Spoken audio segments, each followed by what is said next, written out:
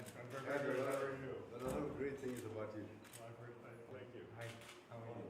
Michael, how are you? Very well, thank you, sir. Very nice. And that is something we can learn from. But we are working with other issues to the cooperation. I have to say, it's really impressive to see.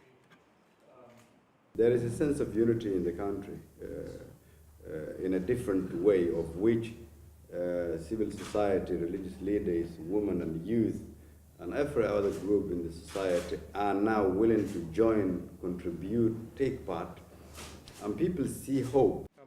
How impressed we are watching from UN headquarters. In general, is what makes election commissions successful or not. How you're looking at determining some of the Conduct a free and fair election in 2020. And for that, it requires proper planning.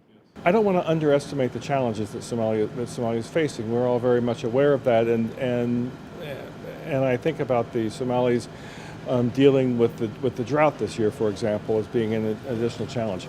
But nevertheless, despite the very real challenges, I sense a real forward momentum in terms of political developments, in terms of reform and transparency, in terms of things like moving toward a one person, one vote electoral system for 2020 parliamentary elections.